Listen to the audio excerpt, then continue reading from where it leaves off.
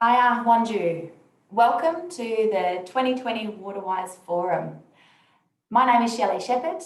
I am the Program Manager of New Waterways, and we are the capacity building program for water sensitive urban design and waterwise cities. I'm very, very excited to facilitate the meeting today. New Waterways is a fabulous waterwise partner, and we're very excited to be here. I'd first like to acknowledge the traditional custodians of the land on which we meet and recognise their continuing connection with the country and culture and elders past and present. We will be having a whole suite of presenters lined up today, which is fantastic, but I'll just run through a couple of housekeeping things with you at the moment. The session is being recorded, so you will be able to see it afterwards, which is great. One thing that this Waterwise Forum is really well known for is networking and connecting with people and understanding everybody else's waterwise journey. And there are a whole lot of fabulous people working out there in business and local government on that journey to being waterwise. So what I'd really encourage you all to do is jump on the chat. So when you hover over your controls for the meeting, there are a couple of functions up there. So we have two. One is the chat function, and it'd be great if you all jumped on the chat and said hi. It'd be really lovely so that we know who's in the room, who's listening to the forum. Say hi to people that you haven't seen for a while and just acknowledge everybody on the chat. We are going to have Greg, who you can see up on your screen, do a live presentation soon. And so if you have a question for Greg, then please put that in the Q&A function, because then we can track those functions. We do have some awesome Waterwise people, part of the Waterwise team, that are monitoring the chat, and they will respond to you when they can. They will also respond on the Q&A function. But if you have a great question for Greg, I really encourage you to pop it in that Q&A, and then I can ask Greg that question after he's finished his presentation. So everybody jump on the chat function, say hi, and just sort of, tell everybody what you've been up to, so you can send links about your latest project. Because this has to be about networking as well. So it's awesome. Look, we've got 27 chats up there. We've got 67 people online. So welcome to everybody wherever you are around Western Australia. The other thing is we will be having a little bit of a survey at the end, because we always like to know how these things go. This is very much about sharing information. So we'll just move now through to the program. So what you expect to see today is a little bit of intro from me, which is great. Oh, Darcy's raised his hand. Hi, Darcy. We will have the Welcome to Country by Ingrid Cumming. And then our keynote address is being given by the Minister for Water. We then will have the Water Corporation update by Pat Donovan, and we'll have our live presentation from Greg Priest, who's got some awesome things that they've been doing at the zoo. And they are the 2020 Platinum Waterwise Business of the Year, which is really exciting. We'll then hear from Mike Rowe from the Department of Water and Environment Regulation, and then we'll have a bit of a survey. So please keep saying hi to everybody on the chat. Put your questions in the Q&A session, and let's have a great forum. Right, so the first presentation we have is the Welcome to Country, and it's given by Ingrid Cumming, and I'm sure most of you know Ingrid. Ingrid is a Whadjuk Noongar woman from Fremantle, Western Australia. She is a graduate of Murdoch University and the Melbourne Business School, and she has, during her career, presented and published articles internationally. And she's presented at TEDx Perth in 2014. I'm sure most of you saw that, was fantastic. She's also very well recognised across the world for her work in leadership, Noongar and the wider Aboriginal and Torres Strait Islander knowledge, research, community and cultural development. Since 2020, Ingrid became the Noongar Cultural Advisor at Curtin University. Now, I'm just letting you all know, Ingrid's recording is a little bit quiet, so you might need to turn your volume up for that. But then just recognise that when we hear from the Minister, it might be a little bit loud. But here's Ingrid with her Welcome to Country. Kaya ya nunok mamin yoga ya calling nija world maya ya calling corporate wearing yaning your nuna ngangwa nija da wangi corporate wa kepa wa. Not bad, right? Hey everybody, my name's Ingrid Cumming, and I am a Wajak Noongar woman and the Noongar Cultural Advisor at Curtin University, and it's my big pleasure to be able to do the virtual Welcome to Country for your amazing Waterwise event that you're having today. I love the Water Corp. I miss you, Uncle Pat. Having some time over there with you guys. I know how exceptional and deadly you are, and all the other people that are working with you. You're pretty smart and deadly to be working with Water Corp as well. So, look, enough about how deadly you guys are. Let me sing you a song line. So, even though this is a virtual Welcome to Country, it is one that is honouring the Wajak Noongar people, those who are the traditional owners and custodians of the grounds that the main office at Water Corp sits. But we all know that Water Corp works across about 93 different communities. So please let me take a moment to respect and acknowledge those amazing people from across the state too. So my Noongar name is Ngurliak actually, and I always carry my feathers around with me. And the Ngurliak is the bringer of change, or the bringer of the rains and the water. So hopefully today's is going to be a chance for you guys to have a yarn and talk about the change that you can make in relation to Kwok Gepa, or the good water. So anyway, let's get back to the song, shall we? I'm going to clap my hands and hope you guys out there virtually will clap along with me. And it's actually a song from a place called Karla Marta here in Perth. Karla meaning the fire, Marta the ceremony. And it was sung when a significant gathering of people would to come and meet and talk about good things and going forward. So that's what's happening today. So we may as well sing this song. $50 to anyone who can translate it. Are you ready?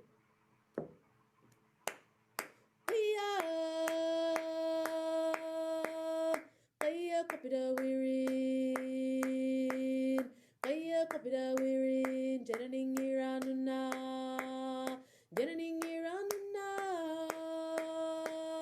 mamin yoga kulinga, nicha nyunga puja, kapita nyunga puja, my ngang rutang, my ngang budia, my ngang kulinga, wanju nicha nyunga puja. I hope you clapped along.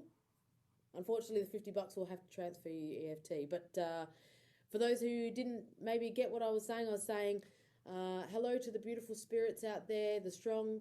Look over all these people that come and have this good yarn here today together. And we wish you all the well and want you to feel a sense of connection to this beautiful place we call our spirit home. And welcome to this beautiful Wajak Noongar nation. Everybody, I hope you have a really quap wongi or a good yarn today. And I always end my welcomes with a story about my mum and dad, the people that raised me and turned me into the Murich yoga that I am today, or the deadly woman I am today.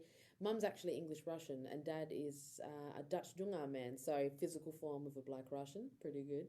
And one thing that taught me was it's not about picking a team. It's about Aboriginal and non-Aboriginal people coming together, sharing their knowledges, their strengths, their resilience to create a better future for everyone. So look, even though it was illegal back in the day, mum and dad still listened to their head, their heart and their spirit, or their cart, their coat, they're wearing. And me doing this particular virtual welcome for you, being here today is proof. Indigenous and non-Indigenous people coming together clearly can create some beautiful things, right? So Wanju Nitja Nyunga Buja, welcome to beautiful Nyunga country. What yarn, have a good yarn today, you mob, and no doubt, we will see you again in the future. Budawan. So thank you to Ingrid. That was beautiful. I have heard that maybe the sound was really, really quiet. So what I would hope that you all do is once we get this video up and we can share it all with you, jump on and listen to Ingrid's Welcome to Country because it was absolutely beautiful. So the next we have for you is the keynote address, and it's been given by the Minister for Water, the Honourable Dave Kelly MLA, who's the Minister for Water, Fisheries, Forestry, Innovation and ICT and Science. And he is going to give the opening address for the Waterwise program participants and stakeholders. Good morning and welcome to this Waterwise Forum. Can I begin by acknowledging the traditional owners of the land on which we meet, the Wajak people of the Noongar Nation. I pay my respects to their elders past and present. And can I also acknowledge in particular Ingrid, who's done the Welcome to Country. Thank you very much, Ingrid. It's always great to have you participate in these types of events. This event is all about pushing the Waterwise message. If you're in the room, you've probably already know the impact that climate change is having on our water supplies here in Western Australia. Whether you're in the north, where the wet seasons are becoming less reliable, cyclones becoming less predictable, more intense, or whether you're in the southwest, where rainfall has declined by about 20% since the 1970s, regardless of where you are in this state, climate change has had a significant impact on our water supplies. And that's why, more than ever, we need to be water wise. And so to all of you, whether you're involved in the Waterwise Aquatic program or the local council program, we really appreciate the work that you do to help us educate West Australians about the need to preserve our precious water supplies. Last year in National Water Week, we released our Perth Waterwise Action Plan. That program was all about getting a whole of government approach, whether it be the Water Corp or the Department or the Department of Planning, wherever in government you are, the Waterwise Action Plan is there to encourage everybody in government to really work together to save precious water. Now that's been an important discussion document to really get all elements of government on the same page when it comes to climate change and preserving water. In this week's National Water Week, we have already launched the Water Corporation's latest communication piece. The new tagline is "Think Climate Change, Be Water Wise." We've moved to that tagline because we really want people to understand not only the need to save precious water, but we need people to understand the link between climate change and our water supply. It's really important that people understand that the changes that we're seeing in our climate are not just part of normal business, but they are the impacts of climate change. So thank you very much for everything you've done by being part of the programs that you're participating in. I really want you to double down on the work you're doing. Our water supply in the whole of Western Australia is becoming more and more challenged. We can try and spend our way out of the issue, but capital works to save water is the most expensive way to deal with this problem.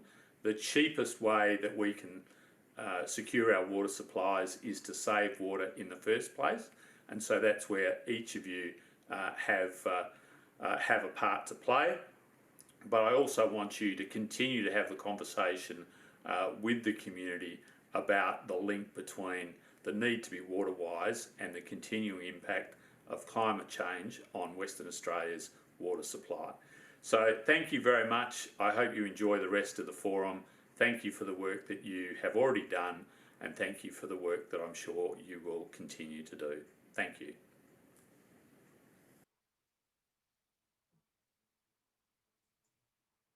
Brilliant. Well, there we had our keynote address by the Minister for Water, which is fantastic. Awesome that the government is making that link between climate change and being water wise. So our next presentation is from the Chief Executive Officer of the Water Corporation, Pat Donovan, who will provide an update on the Water Corporation's business over the last 12 months and the success of the Waterwise programs, which I'm sure you're all aware of. So I hand it over to Hello Pat. everyone, and thank you for allowing me to join today's Waterwise Forum virtually. Before I go any further, I would also like to acknowledge the traditional owners of the land and waterways on which Water Corporation operates across the state, and give my respects to elders past, present and emerging. And in so doing, I acknowledge that we at Water Corporation are but the current stewards of our state's water services, whereas traditional owners have been the custodians of our state's natural environment, including its waterways, for tens or maybe hundreds of thousands of years. We have a tremendous opportunity to connect with and learn lessons from Aboriginal and Torres Strait Islander peoples that will help us in our work today as we seek to sustainably manage water for the future. So, as a business, we are seeking to increase our cultural knowledge and to deepen our understanding and recognition of the important cultural connection Aboriginal people have to the water sources that we use. And the value of water is very much what National Water Week is about. This week reminds all of us of the role we have in protecting our water resources as individuals, as communities, every industry sector, and businesses of all sizes. We all have a role to play. At Water Corporation, our role is to sustainably manage water services to make WA a great place to live and invest. We supply about 375 gigalitres of water each year. That's enough water to fill up the stadium 375 times. But we're also something of a unique business in that we actively engage our customers to use less of our product over time. And this is an important element of sustainable management of water in the face of the ever-increasing impacts of climate change. Here in WA, we know more than most parts of our planet that climate change is a global problem, and as we have already heard, there are some very real local impacts. We have been experiencing the impacts of climate change for decades now, and we continue to adapt to those impacts while supporting state growth by balancing the supply and demand of water services across the communities we serve. And as our population continues to grow and the demand on our water resources increases, it becomes increasingly important that we work with government, industry, and communities to coordinate our planning for each region in our state so that we can meet the needs of our customers today while securing a sustainable future for our state. And I guess that's exactly what brings us together today. We're united by our shared commitment to being waterwise today so that our state's most precious resource remains available to those that come after us. The many waterwise programs and initiatives we're discussing today target all segments of our community, from businesses, offices, and urban developments to local governments, aquatic centres, and of course, residential customers. And these programs, some of which have been going for more than 20 years now, are delivering some tremendous outcomes. Through recycling, water management, and innovation, the Waterwise Business Programme has saved a massive 102 billion litres of water, which is the equivalent of a full year's production from our southern seawater desalination plant. And 918 million litres of water, enough to fill over 400 Olympic-sized swimming pools, has been saved through our Waterwise Aquatic Centre partnerships. More precious water is being saved with our Waterwise auditors working with large commercial offices to review their water use and identify opportunities to become more water efficient. On a larger scale, we are also working with developers across the state on Waterwise measures. The Waterwise Development Programme highlights the fundamental role of developers in building waterwise communities that help sustain our unique Western Australian lifestyle while minimising water use. And of course, our Waterwise Council Programme is a great example of collaboration, a joint initiative between the Department of Water and Environmental Regulation and Water Corporation with local governments across the state. The programme builds strong relationships with local governments to help drive water efficiency, climate resilience, and livability in their operations and communities.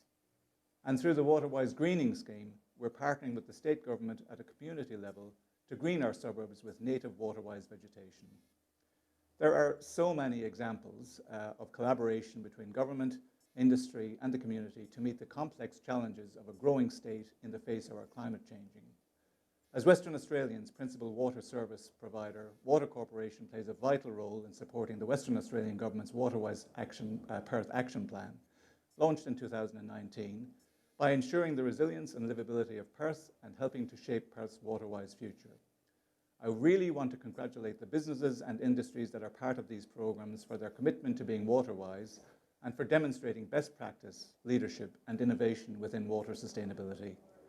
Of course, saving water saves money too, so being waterwise makes good economic sense. And I know from attending last year's Waterwise Forum that there is an enormous amount of passion and commitment to preserving our state's precious water resources and environment for the future. So again, I congratulate and thank everyone who has contributed to our tremendous water saving outcomes, particularly over the past year. And I encourage you all to keep being waterwise. Thank you again for the opportunity to be part of today's forum, and I hope you enjoy the rest of today's presentations. Okay, there we go. So, all right. Thanks for all of those updates so far, and hopefully everybody is still on the chat function, still talking to each other. This is a forum, and we have, we've got 88 people out there now, so say hi to everybody, let everybody know what you're up to, ask some questions. You can put as much in that chat function as you possibly can. So now we are moving on to a presentation from the 2020 Platinum Waterwise Business of the Year, which is very exciting. So Greg Priest is going to give that presentation now. And Greg is currently the Acting Manager of Facilities and Environment at Perth Zoo. But in his substantive role of Senior Conservation and Sustainability Officer, Greg manages the delivery of activities that support the zoo's sustainability strategy. Greg also manages the zoo's Wildlife Conservation Action Program, the Zoo Species Conservation Funding and Outreach Program, and Greg holds a bachelor and master's degrees in environmental science with a focus in sustainable water management.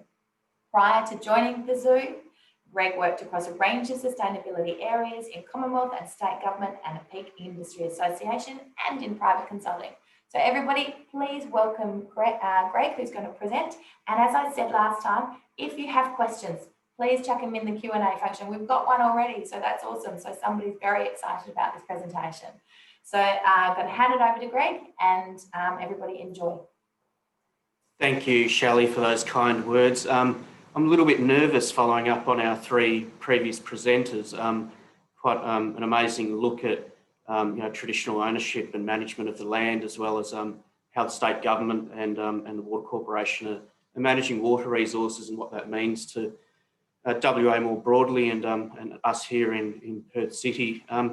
I just want to say a personal thank you for inviting me into your offices all over the state. I've had a good look at who's online today.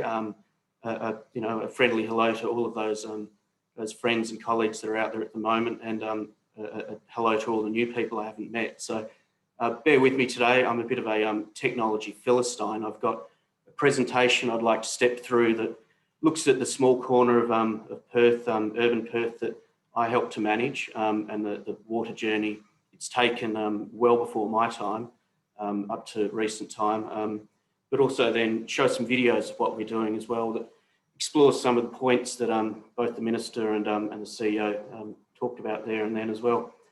So I just want to start out with a reminder of who Perth Zoo is, because a lot of you probably haven't been there in a while. Yes, we're a zoo that holds species and manages a collection, but a brief reminder that we're also a commercially focused organisation, that we care about conservation. That's a key point of what we do, but we need to make money and we need to save money. So just a reminder that sustainability is a core part of our deliverables and animal conservation, but ensuring we save water and resources is a secondary part of that as well. We want to walk the talk as well, demonstrate to the community that we really care about what we're doing. So a brief snapshot of the zoo. I'll probably repeat some of this in some of the videos, but we've been around for a long time, 120 plus years. It's a decent sized urban site, 20 odd acres, 19 hectares. We've really boosted the population that's visiting Perth Zoo recently. We're up around 700 plus visitors a year, which is quite a phenomenal figure. We've got a very good staff contingency working on site to manage site, as well as a very positive group of volunteers that ensure that we can function as well. A lot of animals on site and a lot of activities that people probably aren't aware of, including native species breeding and a lot of active research as well. So I want to take that opportunity now to maybe provide a bit more background on those activities before we delve into the water management, how we perform. So saving wildlife is what Perth Zoo is all about. So to ensure that we reach out to those populations, we have a lot of visitors coming through, including school age groups that participate in our discovery and learning activities. A lot of you with kids out there have probably had them come to the zoo, both for school visits, but also our overnight camps.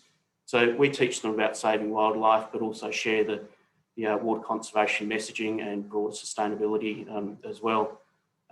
We also have some more unique kind of activities that we can do at the zoo, and are our close encounters and behind the scenes activities. So our hope here is that people have a personalised experience with critically endangered species or even more common animals, and take home, I suppose, a sense of empathy for these animals, and gain an appreciation for the challenge that's occurring both in situ in the native zones for these animals, but also how they are managed at Perth Zoo, and some of the challenges we face in ensuring that animal welfare is maintained to the highest standards. I think something that a lot of you out there in local government and elsewhere will acknowledge is that the challenge in reaching out to stakeholders during the COVID-19 period has been extremely hard. We at Perth Zoo were closed for, I think, 10 or 12 weeks during the critical period, which was very challenging. It was the first time in 122 years we'd closed at any period for a day or more. So we realised we had to reach out to our stakeholders, whether that would be school-aged children through to office-based individuals with an interest in animal welfare and wildlife conservation. So we made use of social media, but we also made sure that we tagged a lot of wildlife, saving wildlife messages with, I suppose, how people can contribute to that through their own footprint, whether that be water conservation or energy management or whatever that would be across the broader sustainability spectrum. So it's still a learning curve for us, and we're doing quite well in that field, but we'd like to compare notes with others and learn how else we can do that. Perhaps another unknown part of the zoo is the research area that we participate in as well. So, of course, it all relates to saving wildlife, but we've got a focused conservation medicine field. We've got a 7-day-a-week veterinary hospital on site to care for our collection of animals, but also contribute research towards managing and ensuring the future of critically endangered species, such as the western ground parrot on the right. Western ground parrot, as many of you would be aware, is located in the southwest of WA, very small numbers. We've got a breeding program currently underway that is exploring how we can breed them in captivity. It's not been an easy route, but it's an activity that we're continuing in the hope that we can develop a breeding program in future to ensure the species is there for future generations. A heads up, the one on the left is a cute baby red panda. So leading on from these conservation medicine programs, we also have successful native species breeding activities that we can attest to. I think late last year we released our 4,000th critically endangered West Australian species. So we've got a yellow-bellied frog over on the left on the coin that was bred in captivity, learning from the lessons of our captive breeding research. The western swamp tortoise that many of you be familiar with down in the middle, and the cute numbat as well. So in the past, there's been a lot of other species that have been released. We also release dibbler through the DBCA program to a number of areas in Dirk Hartog and Shark Bay kind of region. We're working with a lot of different parties and stakeholders with other species as well, including bandicoot and a lot of other organisms as well. Something I don't want to ignore is the fact that we also work across our borders as well on behalf of the population of WA. So I'm fortunate enough that I get to manage this side of the organisation. It's our Conservation in Action program. As Shelley noted, it's called our Wildlife Conservation Action Program. This enables us to contribute funds that are donated by stakeholders to NGOs around Australia as well as internationally. We focus within our own region, particularly Southeast Asia and Africa, and we contribute in the order of $250,000 a year to in situ species management. So you can see some of the different activities there include Komodo dragon monitoring and management in the Komodo National Park in Indonesia, through to working with organisations in the highlands of Papua New Guinea to ensure that people are happy, healthy and safe, so they don't poach or encroach on the native area of various species of tree kangaroo that are critically endangered there.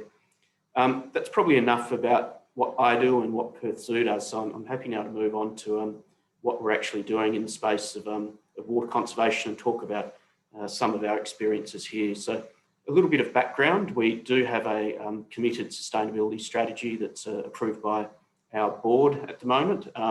So we've got a commitment to reduce our potable water use by 10% between the period of 2015 and 2020, as well as groundwater as well. For those of you that have a broader sustainability focus online, you might note that, that we're heading towards the end of our 2020 period. We've had a lot of success on that, particularly on that top line of 4, I suppose, generic sustainability factors. We've been performed quite well. The bottom line, which I suppose is more the hearts and minds, has probably been a bit more challenging, but I'll leave that for another day and happy to discuss that another time. I suppose a bit of background on our experience as a WEMP participant. We've been engaged as a zoo since 2005. You can see the image there, that a little bit dated, but it certainly shows that we've been engaged for a long time. We've had some great success. My apologies for the spelling mistake there. That seems to be a bit odd, but moving on, we've had some great success. Just glancing over to the right-hand side of that screen, you can see that we've reduced water conservation or conserved water on an ongoing basis for a number of years. It does go much beyond our recent WEMP period. We've had great success in our earlier years as well. So a lot of the low-hanging fruit had been picked, but we've had some great success. There have been some hiccups as well. You know, I think everyone could understand that while there's been some great achievements, it hasn't always been easy. And I think part of the reason for that is that it's a very complex site. Once again, it's a bit of background. We use round about or just under 1 million litres a day across our 20 acres. Bore is by far and above our major consumer. I expect that irrigation would be 60 to 70 or even greater in terms of that consumption. But we do have a number of people will be familiar with site. We do have a lot of artificial lakes and ponds and water bodies in exhibits we need to manage as well. We do use groundwater for enclosure hygiene purposes, including wash down and cleaning and scrubbing as well. But in terms of our potable water consumption, which is probably around 10 to 15% on any normal day, we've got 9 different sized scheme water inputs at the moment. They're all logged with the assistance of the Water Corporation, so we've got a good overview of what we use. Of course, we've got potable water across all staff and potable amenities, but also a number of breeding programs that I alluded to earlier use a significant volume of water as well. And I'll address that a little bit later in the presentation to give you a bit of background on how we use that and how we have improved use of that as well going forwards. So I suppose I just want to introduce our major program of works in recent years that's led to our greatest savings and really assist us in winning that award with the Water Corporation this year.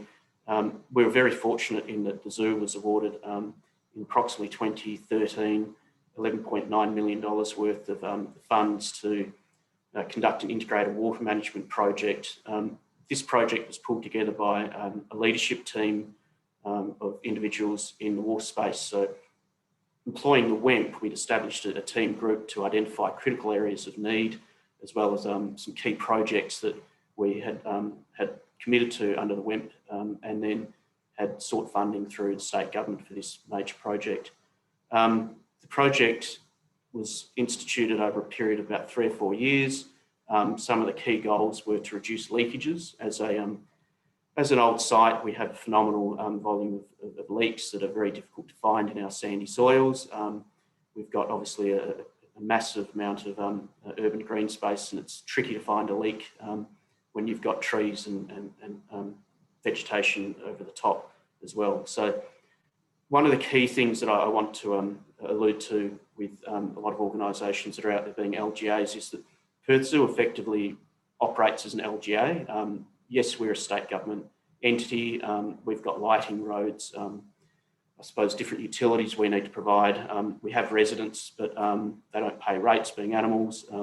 But this project here sought to make sure that we reduced our leakages, ensured that we could be more efficient in water delivery for the future, but also address a lot of other activities as well. So you can see there on the right that we've installed around about 2 kilometres worth of pipe work around our site that includes our potable water mains, our bore mains and our fire mains. So as I said, it's about addressing leaks, ensuring it's more efficient for the future, but we're trying to future-proof a lot of different technologies and services as well. So we've used this water project. It's not just a water management tool, but as I said, future-proofing a lot of other activities. A key part of this project was also the development of a range of smaller projects, including the main lake upgrade that I'll discuss in a moment, but also some dual plumbing across different facilities, including our public toilets, where we've installed plumbing that allows us to switch to groundwater consumption rather than potable for our different facilities, including cisterns and the like, as well as a number of other efficiencies we found across site with irrigation arrangements and the like. So I'll move on and discuss I suppose what I refer to as the more sexy side of the IWMP, and that's the construction of a new form of water management on site, where we're recycling water that's used initially at the top of site in our Western Swamp Tortoise breeding facility, which uses approximately 12,000 kilolitres a year of potable water to manage the water quality and the ambient environmental conditions that those animals require. We've now reused that water, where we send it down to a secondary water body on site, being our Australian wetlands, which is a somewhat natural attempt to form a habitat for wetland species, including critically endangered birds and some wetland fish and the like native to Western Australia. That's a high nutrient load within that environment, but to try to improve that water quality, we now send that through to our main lake, which is effectively a 1970s ornamental concrete lake, which you can see on the left, with no effective management of sedimentation, nutrients or water quality in general, except for pull the plug and fill it back up. In recent years, over the last decade or so, it's been acknowledged that's not an acceptable practice anymore.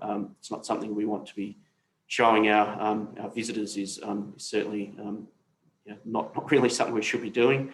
So we now have joined up the 3 water bodies, where we've engaged a contractor and consultants who've put forward a great plan to conduct nutrient stripping through a constructed wetland that's built within the system, an exotic edge planting that matches the needs of the zoo, floating wetland plantings, as well as maintaining a sludge removal system in that as well.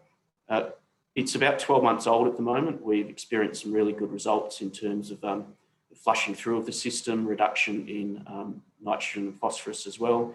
The water body's still settling, I think, so it might take some time, but it's just such a vibrant new feature that our visitors are really loving as well. And a key part of that is engaging our visitors, including children and adults, to learn about the natural environment, how we can better manage our water bodies, and I suppose communicate our linkage to the traditional wetlands that were on the Swan Coastal Plain as well.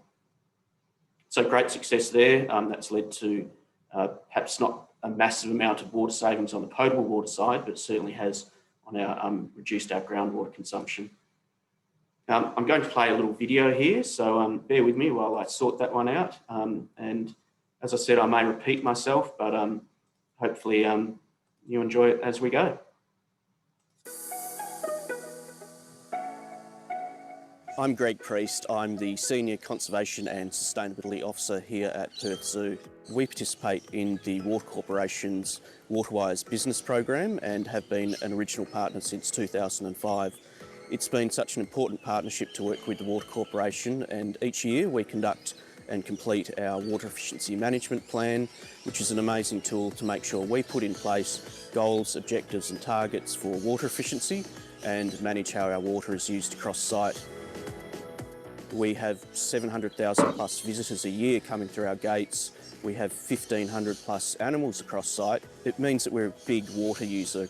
So we work very hard to reduce our water footprint across the zoo. Perth Zoo has rolled out a number of water efficiency activities over the last 15, 20 years, beginning with the replacement of our water fittings in bathrooms and toilets. We've put in place a minimum 3-star WELS water efficiency rating with faucets, shower heads and the like. Dual plumbing for our public toilets. We realised that a lot of potable drinking water was being used through toilet systems and thought, why not? Why can't we substitute that with another high quality water source? So we put in place dual plumbing, which allows us now to use groundwater to flush our toilets and urinals. The most visible and attractive water efficiency activity that we've recently instituted on site is the recycling of the potable water that is used at the Western Swamp Tortoise breeding facility.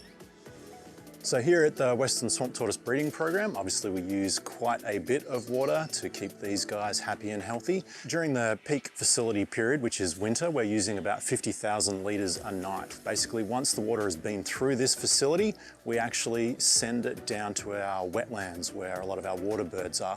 And once it's been through there, it actually filters through to our main lake. So we're trying to reuse the water as much as possible. Each pond that we have here for the Western Swamp Tortoises has their own inlet valve where we flow water in at a very slow rate every night, and that will end up basically topping up the pond, which then overflows out through an outlet which filters down to the Australian wetlands. So we calibrate those inlets basically every year to make sure we've got that perfect balance of reducing our water footprint but also keeping the environmental conditions for the animals perfect. We were awarded Platinum Waterwise Business of the Year. I think the participation of the staff and the knowledge and understanding that we all need to save water has been really key. I think the efforts of every single individual that comes to site, both as a worker and as a visitor, is a great success and a win for us.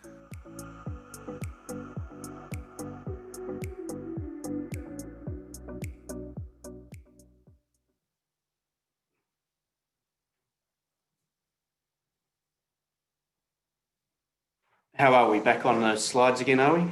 Okay, it's a horrible thing to watch yourself on screen when you've got to then be in front of other people, but anyway, I'll move on from that.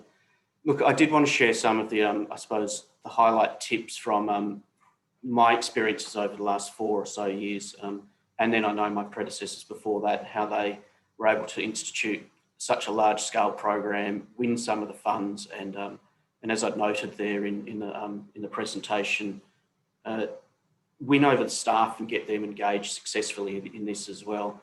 I'm a strong believer through, and that's illustrated through the work at the zoo, is that leadership, and I don't mean leadership by our executive or our board, although I do include that, but leadership from individuals across site has been really key. We've got a strong group of individuals that have been participating in an advisory group, as I've noted, to help inform the needs of the organisation for a decade or longer. We also had an aligned green team that looked at wider things to help support this as well, but the leadership group within water management was really key. It's been a great success.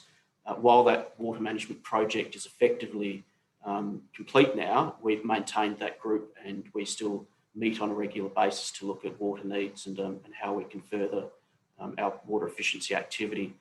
Using the WEMP as a tool to gain support has also been critical as well. So in terms of seeking commitment from those higher levels of the organisation, including the board and the executive, the WEMP as a document that can be held up as a, I suppose, a shining light, what we're committed to, what we said we're going to do, and a tool to seek help has been really important as well. I think committing to that and working through with the Water Corporation has really been our greatest success. I think a question I've had before coming to this forum was, do you start small and dream big, or do you start big and go small? It sounds like an odd concept, but I think looking at the way the zoo's approached it with quite a significant bundle of funding there to deliver a very large project, and now we've moved on to some of the smaller level projects. I think it's all about your organisation's needs. Do you pick the low-hanging fruit first and then move on to bigger and better things? That's a common way to go about it. But is there the opportunity to deliver a very significant activity that allows a flow-on effect to some other activities after that? There could be as well. So getting a big win on the board, maybe not early, but certainly along the way, could be a good opportunity to roll out other activities as well, because it's demonstrated success and allows you to then seek that commitment. Once again, I just want to underline that using your WEMP, if you participate in the program, communicating that to management and then seeking support is a great opportunity. I wanted to address, I suppose, leaks and how we manage them on site, because that still remains to be such a challenge of our organisation. So Perth Zoo was very fortunate in that we participated about a decade ago in a trial of a number of different water monitoring tools, and that was conducted in coordination with the Water Corporation. Our potable water meters are all now logged by the Water Corporation, and I know a lot of you will look at that image on the right, the stoplight report that you get daily from the loggers, and it'll be a familiar tool. For those of you that aren't, that's the output of these flow loggers that are monitoring our meters on a 24-hour basis. So I use this as a major tool to identify leaks. I suppose we don't just use it on our potable water, but we do use it on our bore water as well, and it's been a great help. So I think for those organisations that haven't explored this as an opportunity, have a look into it and consider it. It's not an expensive activity, and it's also a great way to bring people on board as well. Initially, we used to manually read our meters. It's a significant undertaking across a site like this, but this is a great tool to allow us to find intermittent leaks and try to address them pretty quickly. We acknowledge that we're always going to have leaks on site. As I've noted, it's a complex site. So having this tool is going to be critical to identifying those leaks as soon as possible. So just noting that in terms of, sorry, a bit of a lag there. In terms of leak identification, I think Perth Zoo, the team that participates in water management, has got this down to a fine art. The graph there that you can see is a flow monitoring output of the loggers that we've got and the system that's employed behind that. We can look at a graph like that, identify where there's been an expected leak, because we can see that use has continually gone up. The overnight flow obviously is the key indicator of a leak. If you look to the right of the graph there, you can see that the overnight flow of this meter is approximately 6 litres per minute. We know that that's always going to stay at that. Where it actually dips down to zero is likely where we turned the meter off to test that that's actually still functioning. But I do recall identifying this leak, I think it was mid-2017. It was a growing leak, which suggested that there was a hole or a pipe that had broken and was actually becoming larger and causing more problems. So we institute an activity where we employ our network of isolation valves around site and sub-valves, where we conduct a process of elimination and isolation to find out where the likely leaks are. So that's going to be addressed in the next stage of the presentation through a video. So I'll hand over to myself, so to speak.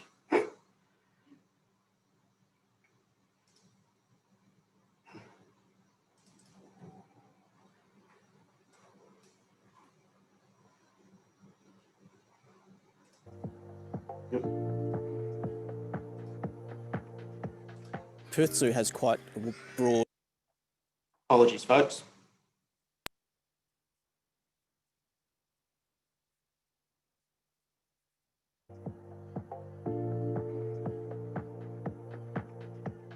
Perth Zoo has quite a broad and wide network of water distribution across site.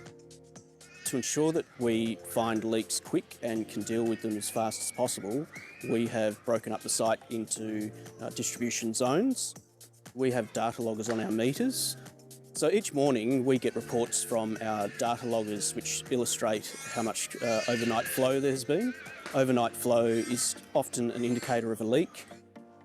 If we see a sudden spike in water use, which we suspect may be due to a leak, depending which meter that's on, we will then move through our distribution network, looking at certain zones and isolating those zones by turning off valves to allow us to look where there may still be consumption. If we turn off all the valves except for one, we're able to eliminate that valve if we don't see any excessive use on that valve. Conversely, we can then move through each valve in turn and examine what's happening on our data logger and identify where the leak is. Prior to the integrated water management project being rolled out, we had very, very old services in the ground. We had a range of different forms of water distribution pipe work, which often resulted in leaks that we couldn't identify or took a long time to identify.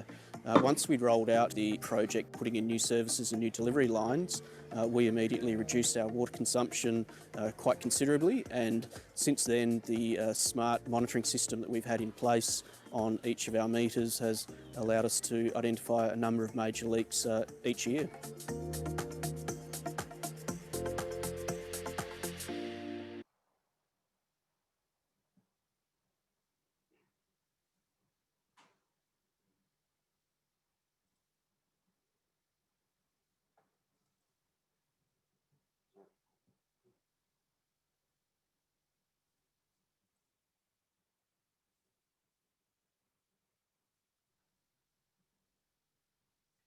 Sorry, folks, I did warn you I was a Philistine in terms of using this technology.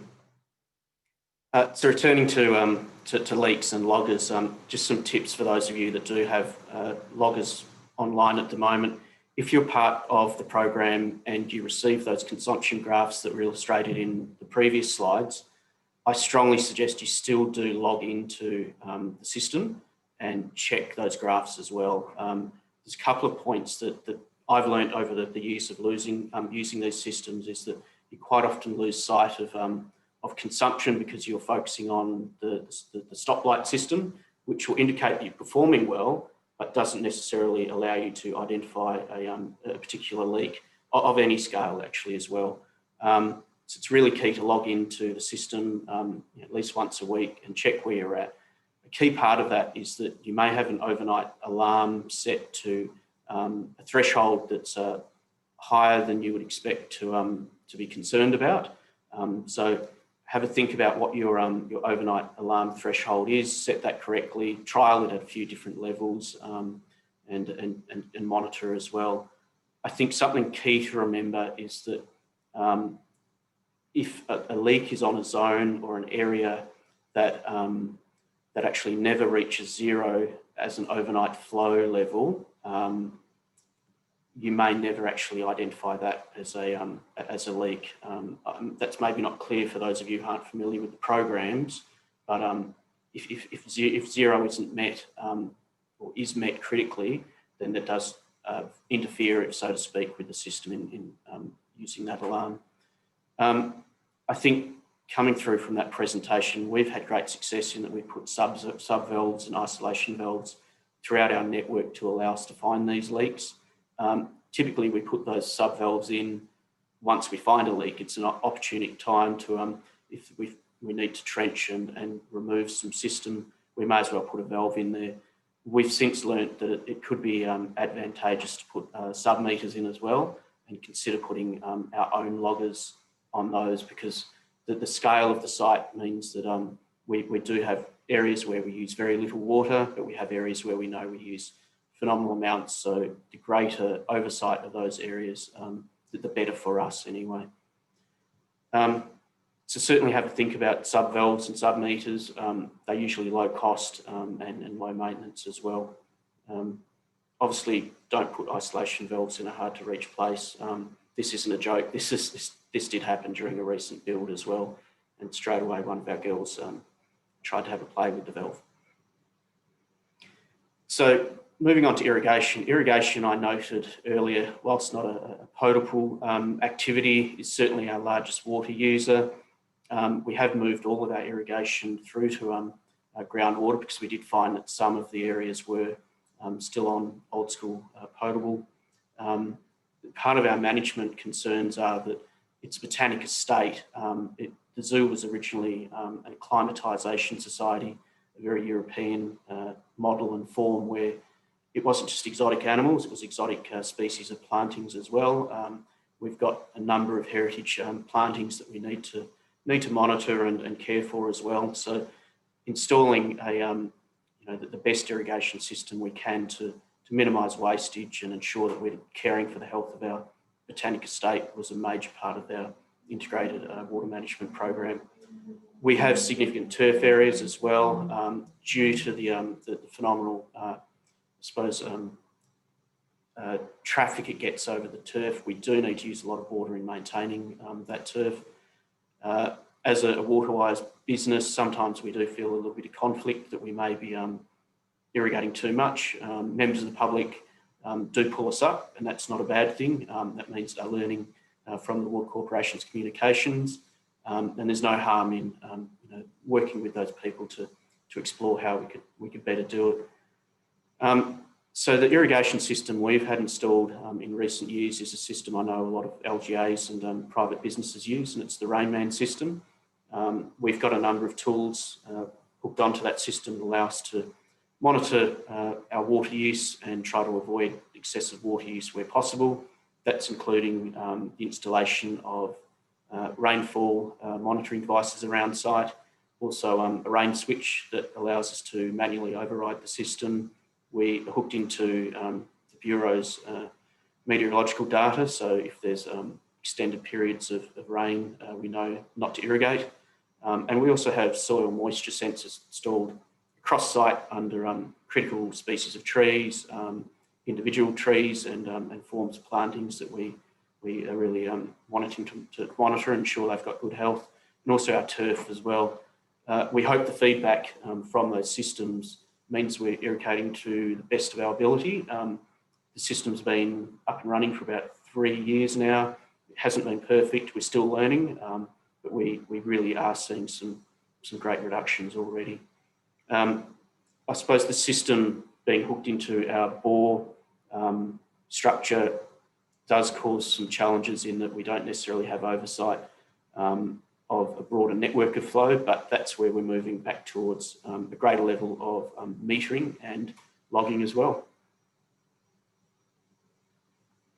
So I'll move on to another video.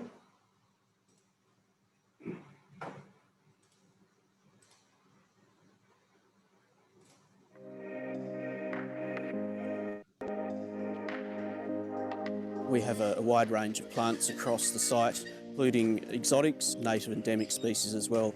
Hydrozoning is a principle where we group similar water needing plants into the same location. It means we water to the optimum level to suit the needs of those plants. We have 3 vegetation zones in the zoo. So we have African, we have Asian, and we have Australian. So we grow our collections in those zones, and so we can table our water usage to those types of vegetation groups. We soil improve our soils, and that's also with the fodder collection. Soil improve with manures, and then we will mulch. So we'll always mulch. Every garden you see in the zoo has a good 10 centimetre mulch layer, and that really keeps the moisture down at the root zone, and you're not getting the dehydration of the soil and the water runoff. If you can reduce a lawn area, that would be very beneficial. You can use some native lawn replacements, some of the things like a dichondra or some of the other lawn substitutes that don't take up as much water. In 2015, we put in place a smart irrigation system that monitors and manages how our irrigation is used across site. We've had great success in managing the water consumption around our main lawn. That was a large water using space that effectively had to be managed manually by colleagues previously. On top of that, that system is then wired into communication services with rainfall and soil moisture sensors and wind and the like as well. So it's a smart system that responds to current environment conditions and turns off if needed, using a rain switch to make sure that we limit the irrigation that's being used during wet periods.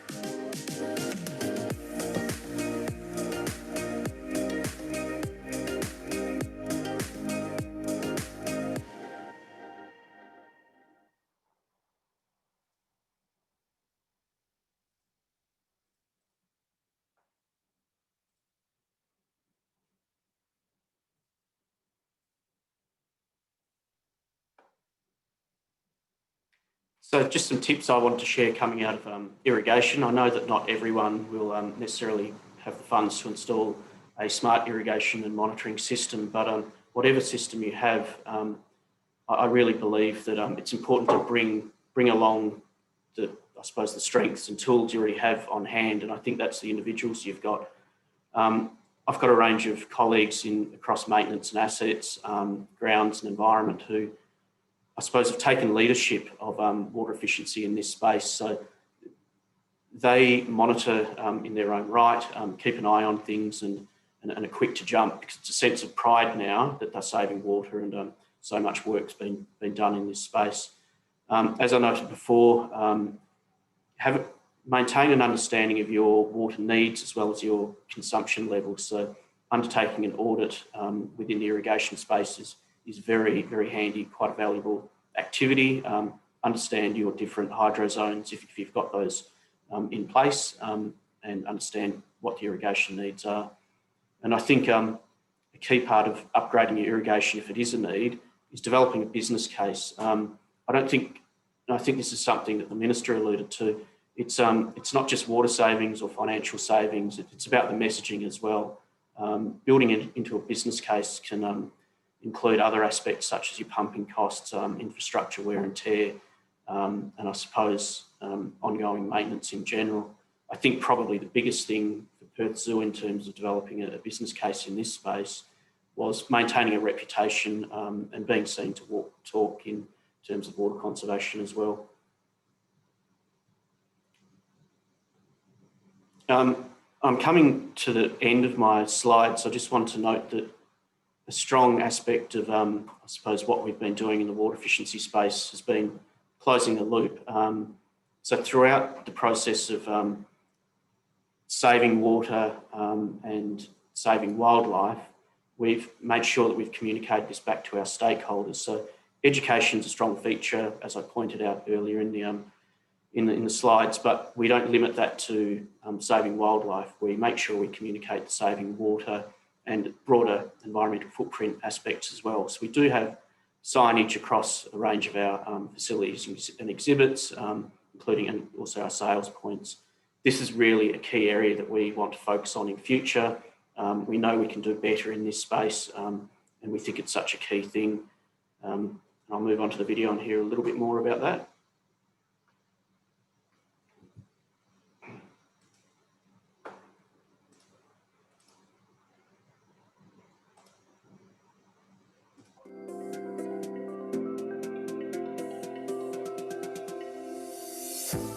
My name's Alan Gill and I'm the Interpretation and Advocacy Coordinator here at Perth Zoo. Water forms a really important part of habitat for a vast number of wild animals, particularly here in Western Australia for critically endangered species like the western swamp tortoise. Saving water and our water resources plays a really key role in saving these species. So it's important that we talk to our visitors about saving water as well as saving these particular habitats so that they can exist on into the future. So our interpretation is our on-site communication to our visitors that come through to explore the zoo, and that could be anything from signage to sculptures, soundscapes and audio-visual programs. Here at the main lake we use a combination of signage also with some hidden sculptures around our wetlands area to help people understand what we do with our breed for release programs. Our interpretation here at the main lake helps our visitors understand the importance of our groundwater sources, and in particular the importance of wetlands for ensuring that we have a safe and clean groundwater supply for the people of Perth. Most of our visitors come to the zoo because of the animals, but our animals wouldn't exist if it weren't for the planet that we live on. And water is a really key part of the ecosystem that they inhabit, as well as for us people. So it's really important that our visitors understand the importance of saving the planet as a whole and preserving all of its resources, not just for ourselves, but also for the animals and plants that inhabit it. Climate change is key to a lot of our interpretation and education programs here at Perth Zoo. It's something that we can't ignore, either as educators or also as citizens of this planet. It's important that we understand what climate change is doing to our habitats, the impact that it has on wildlife, as well as the impact that it has on our water resources. As keepers, we interact with people or our visitors on a daily basis, so often we get the opportunity to pass on messages, and a lot of areas around the grounds have lots of stickers around the place to educate people about how we're saving water, but also what they can do at home. As a conservation agency, obviously all of the staff here are very environmentally conscious. It also means we get to set the best example possible for members of the public who come into the zoo, particularly small children, getting them to start practicing being a conservationist from an early age. There are some really simple ways that visitors can save water at home, and we try and use our interpretation and some of our education programs to encourage our visitors and students that come here to the zoo to use less water in the household, reduce their sprinkler use, and even just think about how they might take shorter showers so that we do save water for our animals and for everybody else to enjoy. It's important that Perth Zoo is part of the Waterwise Business program because it demonstrates to our visitors and the broader community why it's important for them to be waterwise at home as well.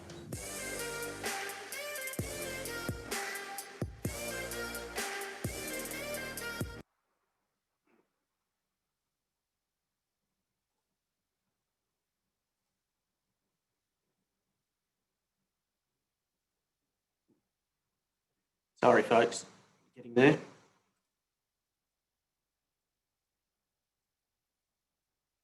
So I'm coming towards the end, but I just want to reflect on that closing the loop activity. I think reaching back out to your stakeholders, no matter what your business, what your industry or your sector is really key.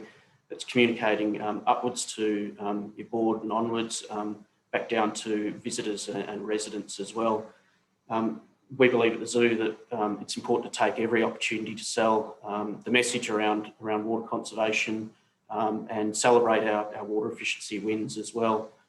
So we do reach out to the staff, but as I noted, back up to the top as well. It's important to encourage people to take home behaviours as well. As my colleagues noted there, that's a key part of what we do as a communication, I suppose, activity in the workplace is ensure that all staff members, as well as our signage, encourage people to take home the message, whether it be turn off a tap, reduce your irrigation, use composting materials in your garden, or even reduce your garden size. So we do try to diversify our messaging. We do tie it back to the broader wildlife conservation and saving wildlife message, but we think that's important to close the loop as well. And for those of you that haven't, I strongly recommend getting your hands on the Water Corporation communications packages. We've got stickers, posters, and the like across site, and we try to update them as soon as we can. And it's a really handy tool as well. So really grateful for the support of Water Corporation there. What are the next steps for Perth Zoo? We're going through, I suppose, a master planning activity at the moment. It's coming forwards soon. A big part of that is maintaining the, I suppose, the activities that have been undertaken in the past, making sure that future buildings and structures have the updated fittings and fixtures. And we're considering, are there other opportunities to reuse water? We've seen great success and we'd like to maintain that. Before I close out, I just want to say that yes, we've had some great success, but we know we have a lot more to do, and we're going to continue to participate in the Waterwise program and complete our WEMPs every year and continue the relationship we have with the Water Corporation and a lot broader range of stakeholders to do better. And no, we don't know everything, but we're certainly happy to share and happy to have further events and further discussions. So feel free to contact me or others. But that'll do from me. I'll hand over to Shelley, and happy to take questions. But thanks for having me. Brilliant. That was amazing, Greg. Thank you so much. So we did have some fantastic questions from the audience. So thanks, guys, so much. The first one from Kylie. Great. With your bore water consumption, do you monitor groundwater levels and quality from your bore field? And if so, has there been any effect on the water table from the zoo's extraction? Yes to both. We, through our commitment with DEWA, monitor on a regular basis our consumption and provide that feedback annually. We have, as I noted in the presentation, a good understanding of the extraction levels from our half dozen bores across the site. If we do see excessive abstraction from one or two bores, we would move to another bore or try to identify why that bore's getting called upon more than others. I conduct monthly and sometimes bi-monthly analysis of water quality in both our bores and our surface water facilities as well. We have seen nutrient levels rise over the years, and we would think that that would be 122 years of nutrient enrichment on site through not just the animals, probably more or less the animals because the manure is reused, but we do see a phenomenal amount of leaf litter laying on the ground as well, which may mean a recycling of those nutrients. In terms of groundwater abstraction and the levels of the water in those basins, we work with City of South Perth and do keep an eye on our static water levels and drawdown levels. My understanding is that historically there have been other bores that have been lost over the years due to excessive drawdown, probably because of excessive reliance on a small number of bores.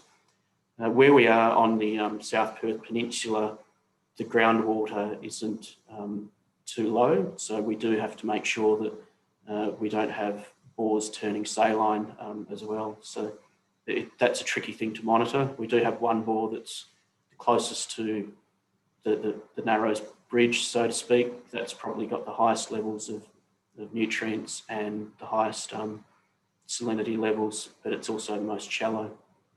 I should note that our bores do shandy together into catchment tanks that then flow out to the irrigation. So nutrient levels do get reduced through that shanding effect. Thank you for that. So another couple of questions about the level of efficiency and conservation managed. So from Emma and from Dale, we'd both like to know, have you got any numbers or stats on how much water has been saved by utilising the smart logger system? Or are you still using 1 million litres per day after you've had all of these upgrades? Sorry, Shelley, I'll have to get that one again. It broke up a little bit. Oh, sorry. No, so the question is, are you still using the same amount of water after the upgrades? Are you still using 1 million litres a day? So how much water have you actually saved through the upgrades and the smart loggers? Yes, we think that, so I understand that prior to the upgrade, we were using over 1 million litres a day, and we've probably reduced it maybe 15% I would think across primarily groundwater, but we have had great success in our potable water as well. I suppose the biggest win in the potable water area is the reuse, which has then offset groundwater as well. But the minimisation of leaks has been phenomenal. We've had major bursts through that we haven't identified in the past that have lost tens of millions of litres, cost thousands and thousands of dollars, caused massive infrastructure problems, and they've happened numerous times over the years. But now that we've got the loggers in place, we can diagnose and get to those very quick, much quicker than we did before. Anecdotally, I'm aware of leaks going on for 4, 5, 6 months that the organisation has suspected, but not been able to identify. But now loggers are in place, they can identify those and we can move across them fairly quickly. Wow, that's fantastic. So again, it's questions about groundwater use. We know, and the Minister alluded to it as well, we need to save water to cope with climate change. So a question from Becky, has this fully prepped the zoo for the incoming groundwater allocation reductions, so around 10%, under the new Mangara groundwater allocation plan, although not quite the same area, or will more work be required to meet those cuts? Great work so far, inspiring. Groundwater continues to be a challenge. As I said, we do have such a phenomenal botanic estate, and it was alluded to in one of the discussions of a colleague that the drying climate has resulted in concerns for our collection. We have heritage trees that we do experience limb loss, which is no surprise, but we are getting a little bit concerned that we may experience further challenges in maintaining the tree collection or the botanic collection in future. So we're looking at expanding our horizons there. We may need to look at the useful life expectancy of a number of species that we have on site, the age of some collections that we have on site, particularly a lot of the large ficus plants that we have in boulevards that most people would be familiar with, and consider how we're going to maintain them in future. So we do continue to use a lot of groundwater. We are below our allocation. I should note that an increase in the allocation was sought probably 15, 20 years ago, is my understanding. I would like to probably give up a couple of bores in the next few years. We've done that already with our artesian bores. We don't use those anymore. They were used previously and we still hold allocations for those, but we'll probably surrender those in time. But we do have a lot of work in future to continue to reduce our groundwater consumption, but then balance that out with maintaining our botanic collection as it stands. So yes, we do need to reconsider the form and structure of our botanic collection in future, and we are developing tree management plans and strategies at the moment. Yeah, wow. I think you've also just answered Nadine's question as well, so that's fantastic. And we've just got time for one last question.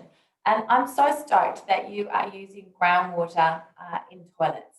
So the question from Kylie is, are there any operation and maintenance issues or impacts that you have to address now because you're using bore water in bathrooms? So are there extra stains or is there any extra maintenance? We looked into our bore water quality quite in depth before we started putting those systems in. We don't have, from the current bores I should say, we don't have any iron problems or sulphate problems. So if you come to the zoo, you won't notice any rust on our buildings. You don't notice odour when the irrigation's running.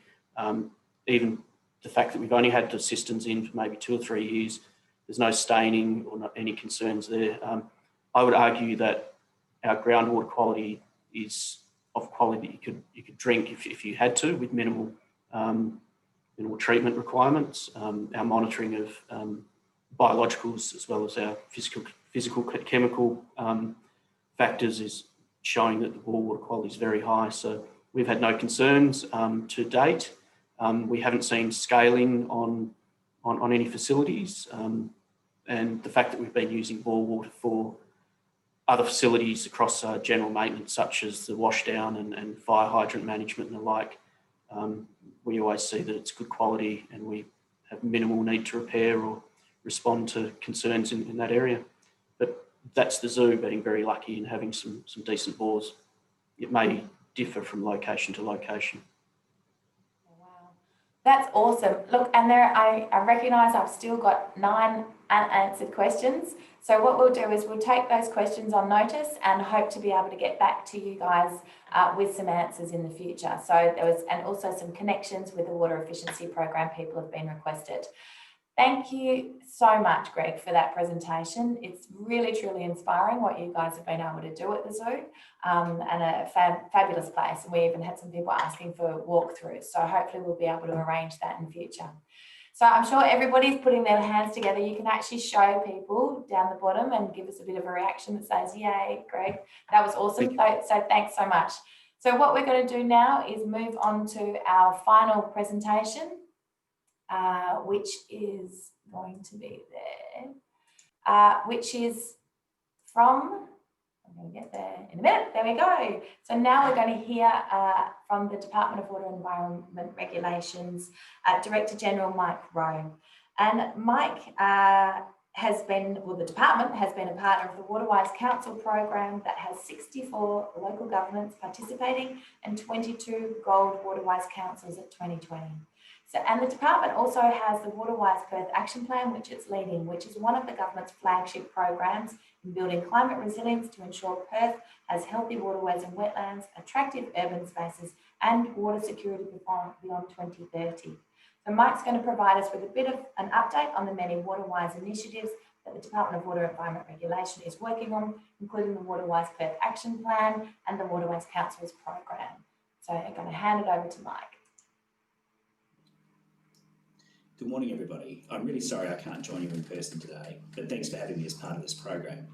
I'd like to start by acknowledging the traditional owners of the land on where we're gathering today, wherever that might be across our great state, and I pay my respects to their elders past and present.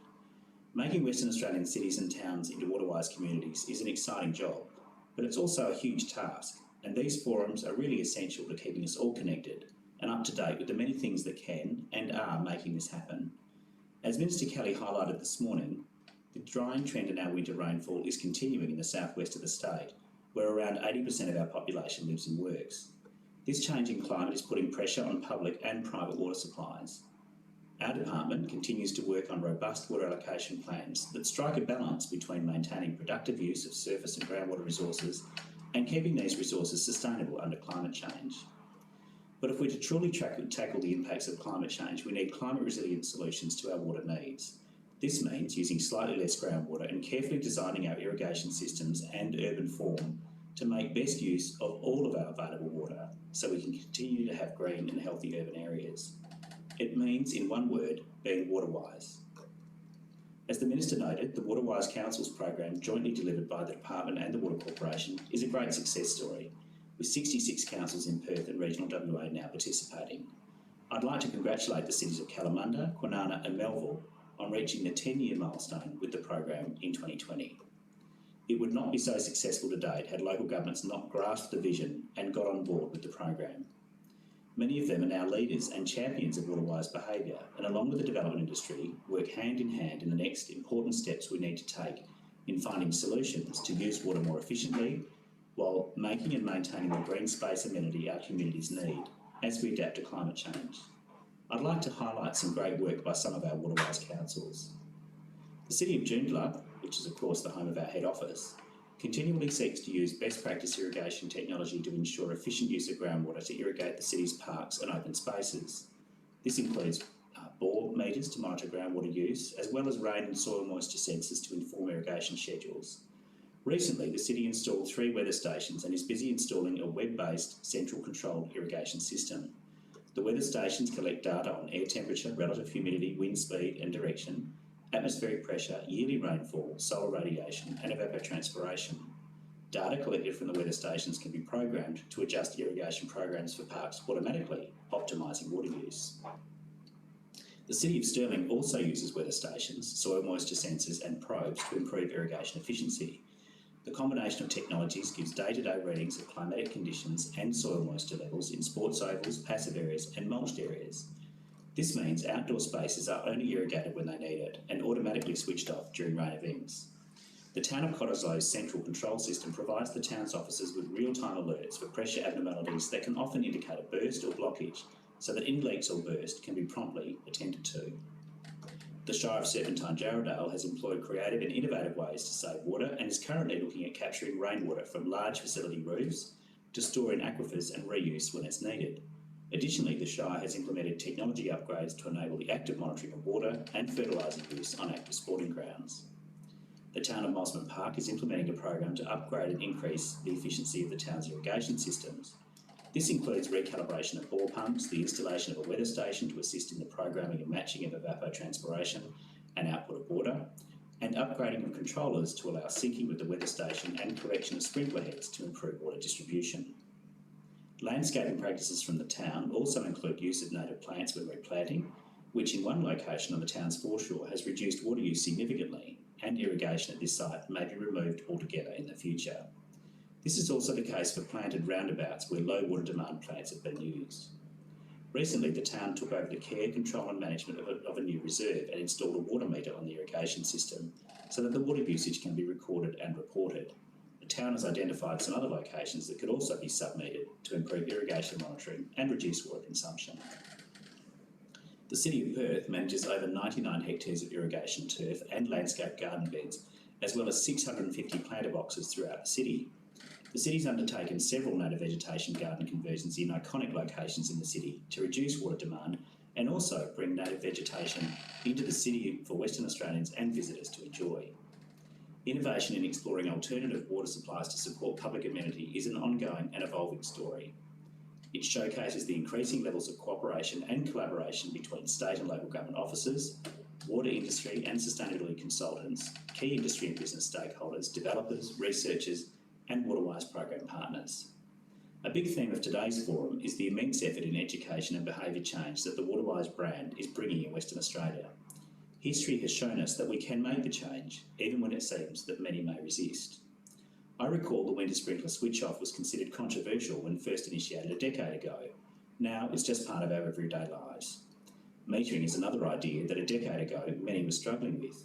But by the end of this year, the department will have successfully introduced metering to all licensed water users of 10 megalitres per year or more, down from 500 megalitres per year before we started the Measuring the Taking of Water policy in 2016. Licensees now see the benefit of metering in tracking their own water use and securing their entitlements by helping us better regulate and model water use.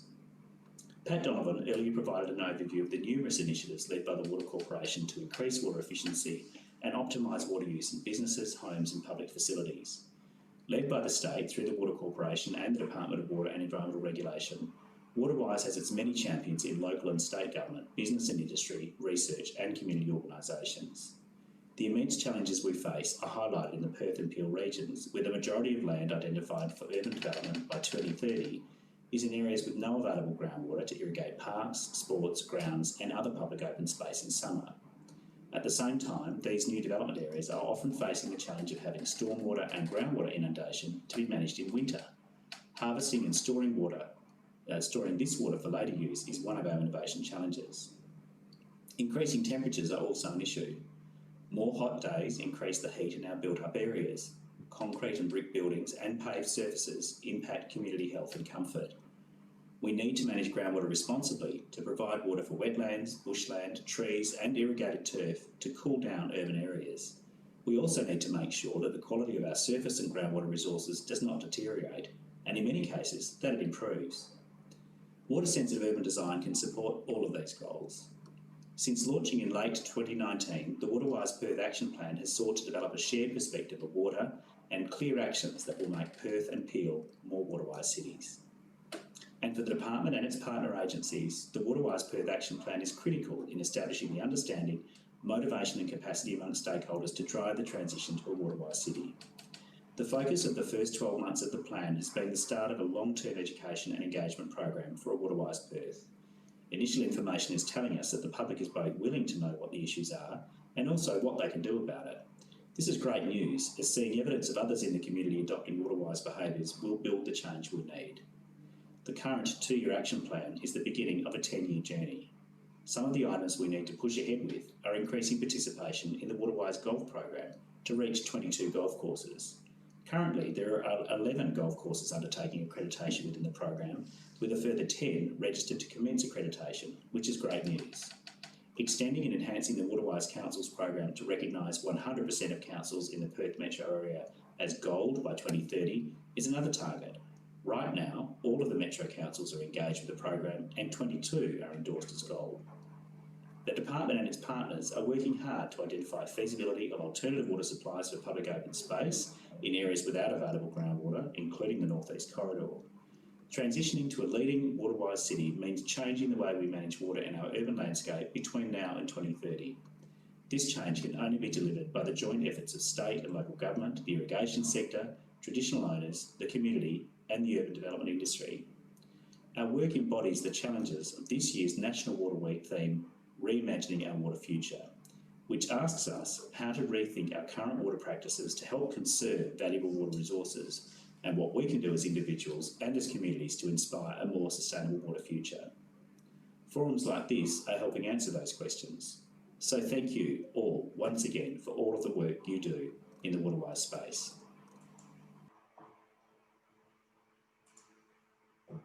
Brilliant. So that's our final presentation there from Mike Rowe. So thank you everybody for attending today. I did hear that you may have been able to see a little screen which I thought that I had hidden, so I apologise for that.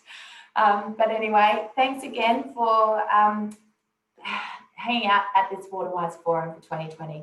It was the first online forum that we have had, so it's a bit of a new format. So I hope that if everybody could answer a very quick poll, which should be popping up into your screen now. So while you're answering that poll, I think it would be awesome if we all put our hands together and thank the amazing Waterwise team that we have. Adele, Kristen, Erin, Tammy, Jessie, Dominique, and Trudy at DWare as well. There was a very strong message from most of our speakers today that collaboration, working together, is the really important element that actually is that wow factor that gets everything happening. So the Waterwise team, the combination of Department of Water and Environment Regulation, Water Corporation are here to help everybody, all the businesses and local governments get some of those Waterwise behaviours happening. So also thanks everybody for listening, but thanks so much to Greg Priest. The presentation that you gave today on the Perth Zoo was really inspiring, and it shows people all sorts of things that they can do. The metering, the irrigation, the alternative sources, the dual plumbing, you know, and using your water efficiency management plan as a key tool to help generate that high level support is a great recommendation. So please take the time to complete the survey. So far, only 34 of you have done it. Come on, there's 55% still to vote. It's really important information so that the team can work out which way to hold the forum next week. And as Mike alluded, yes, it is National Water Week, and there is the Water Night Challenge going on tonight. So hopefully there's a lot of you involved in that challenge now that are willing to jump on and use limited water. Oops, there we go now, just do that up. So we are bringing the forum to a close. It is 1 minute past 11. So again, thank you so much from everybody. Putting your comments in the chat. There were some fantastic comments. I saw a brilliant one from Antoinetta, from Eva, Ricky, Jennifer, Trudy, Kate, Andrews were just a couple that I noted. But it's awesome that everybody's saying thank you. So lots of things, lots of great comments about Greg. As Kristen has said, for any questions about the forum or for the presentations, please email wepartnerships@watercorporation.com.au. So again, thanks everybody so much. Thanks again, Greg. Thanks to the Waterwise team. Happy Water Week. Thank you. Bye.